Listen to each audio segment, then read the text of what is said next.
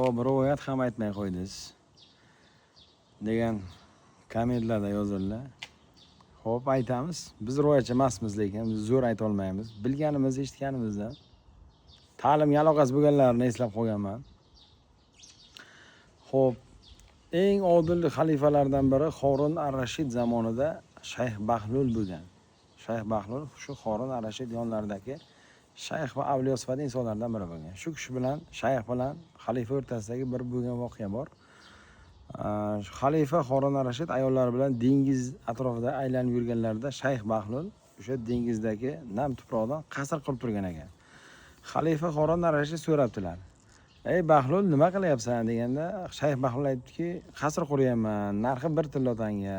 Agar kim sotib olsa duo qilaman, jannatda mening xayolimdagi eng zo'r jannatdagi qasrlardan biriga egasi bo'ladi" deb aytibdi. Shunda Harun ar-Rashid: "Ay yo'q, Shayx Bahlul, narxi qimmat ekan qasringa" degan ekan. Shunda yonlaridagi ayollari Shayx Bahlulga aytdilarki, 1 tilla tanga bo'lsa men beraman deb Shayx Bahlulga qarab bergan ekanlar, duo qiling mana deganlarda shu o'tib ketgan ekanlar. Bu o'sha kuni kechga Harun ar-Rashidni tushlarida ayon bo'libdiki, boyagi Bahlulni qilgan duosi qabul bo'lgan ekan.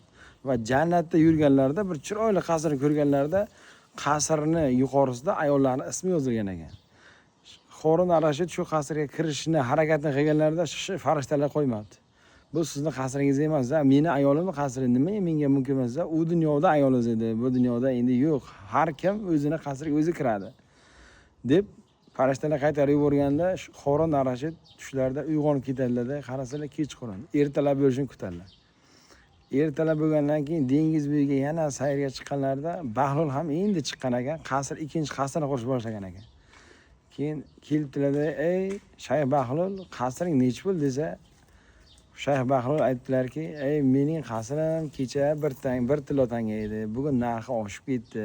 Qancha?" deb so'raganlarda, saltanatingizning yarmini bahosi bilan teng. "Nimaga bunday qimmat?" desa, "Siz ko'rgan tushni men ham ko'rdim. Mening duoyim qabul bo'ldi. Endi qasr narxini arzon qila olmayman. Kecha olishingiz kerak edi. Sizga taklif qilgandim" debdi.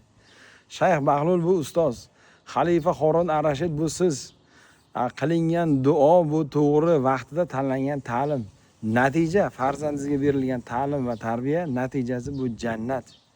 Mana shu narsa rivoyatdan olinadigan xulosa. Kommentda bundan ham zo'r rivoyatlar bo'lsa yozib keting. Hammaga rahmat.